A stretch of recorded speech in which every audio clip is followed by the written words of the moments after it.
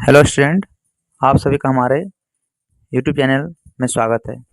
आज हम लोग क्लास 10 के मैथ का क्वेश्चन नंबर 6 प्रश्नावली 8.1 का क्वेश्चन नंबर 6 का हल देखेंगे। तो आप हमारे पूरे वीडियो के लास्ट तक बने रहें। ये क्वेश्चन क्या कर रहा है? क्वेश्चन कर रहा है कि यदि यदि कॉन ए और कॉन बी न्यून कोण हो, जहाँ कॉस ए बराबर कॉस बी, तो दिखाना है क्या चीज कि cos A equal to cos B. बहुत अच्छा प्रश्न है। देखिए, सबसे पहले हम डायग्राम बनाते हैं। क्वेश्चन में क्या कर रहा है? क्वेश्चन ये कर रहा है, देखिए कर रहा है यहाँ पे कि यदि कॉन ए और कॉन बी न्यून कोण हो, जहाँ कॉस ए और कॉस बी बराबर है। इसका अर्थ ये हुआ कि हमें कॉन ए और कॉन बी बराबर बोला है। हम इसको मान लेते ए, इसको मान लेते बी। और जब ए एंगल और ये एंगल आपस में बराबर है, वो भी न्यून कोण होगा। और हम जानते हैं त्रिभुज के तीनों कोण का मान कितना होता है? 180 डिग्री होता है। तो जाहिर बात है ये एंगल 45 होगा और ये एंगल भी क्या होगा? 45 होगा। तो कन्फर्म है ये एंगल कितना होगा? 90 डिग्री होगा। तो यहाँ पे कह रहा है कॉस ए बराबर कॉस बी। तो हमें दिखाना है क्या चीज कि cos A equal to cos B. देखिए हम लोग सॉल्यूशन करते हैं। यहाँ लिखेंगे त्रिभुज, चूंकि त्रिभुज ए, यहाँ पे सी, ए बी सी में जिसमें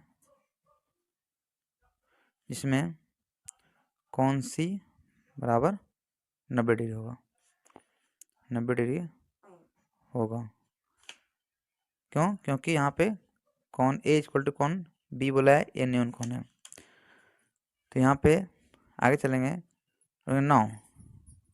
अब क्यों क्या बोला है? यहाँ कर रहा है कॉस ए। तो कॉस ए बराबर क्या होता है? तो कॉस थीटा होता है। कॉस थीटा क्या होता है? आधार बटे कर्ण। अब देखिए यहाँ इस कोण का बात बोला है। तो कॉन ए, तो इस ये हो जाएगा लंब और ये हो जाएगा आधार। इस कोण के लिए ये लंब और ये आधार। तो यहाँ कॉस थीटा आधार बटे कर्ण, यानी ए सी इज इक्वल टू यहाँ पे जाएगा ए बी। इसको मान लेते हैं हम लोग समीकरण 1। इसी प्रकार आगे क्या दे रखा है? इसी प्रकार कर है कॉस बी बराबर, तो इस कोण का बात बोला है। तो इस कोण के सामने भुजा क्या हो जाएगी? लंब और ये हो जाएगा आधार। तो यहाँ पे कॉस थीटा क्या था? आधार बटे कर्ण। और यहाँ जाएगा मेरा B C equal to A सी। इसको मानते इक्वेशन 2। अब समीकरण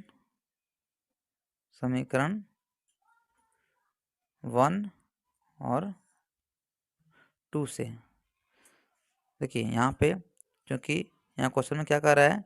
कर रहा है cos A equal to cos B. और कॉस ए का मान कितना आया था? देखिए अभी आया था ना, कॉस ए का मान ए सी इक्वल टू, सॉरी यहाँ पे थोड़ा मिस्टेक है, यहाँ पे कॉस ए है ना। तो कॉस देखिए इस कोण का बात हुआ तो ये लंब हुआ, आधार हुआ। तो यहाँ पे जगह, सॉरी यहाँ पे जगह ए बी, ठीक है, यहाँ पे जगह ए बी, बाय मिस्टेक थोड़ा सा है।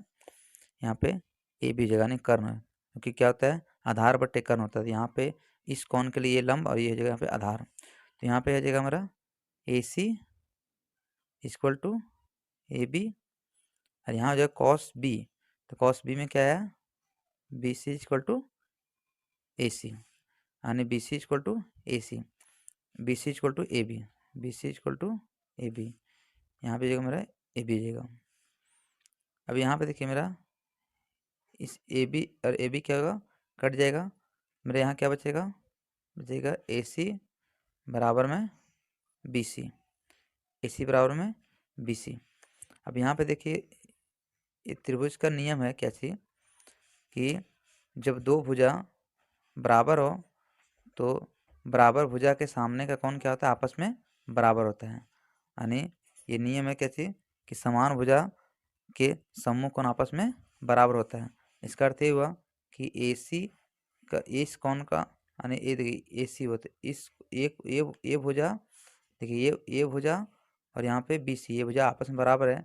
तो इस भुजा का एक कोण और इस भुजा का ये कोण आपस में क्या हो जाएगा, बराबर हो जाएगा। तो यहाँ पे थोड़ा लिख देंगे कैसे कि समान भुजा के सम्मुख कोण आपस में क्या होते हैं, आपस में समान होते हैं, समान होते हैं।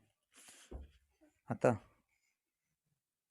यहाँ क्या हो जाएगा, अब यहाँ पे ए सी का भुजा क्या है बी, और ए बी क्या, ए बी सी क्या हो जाएगा, यहाँ पे हो जाएगा ए, अर्थात यहाँ क्या हो जाएगा angle A is equal to angle B. यही से प्रूफ करना था। तो आशा विश्वास करते हैं कि आप सभी को हमारी ये वीडियो अच्छा लगा हो। अगर अच्छा लगे तो इसे लाइक शेयर जरूर करें। Thank you.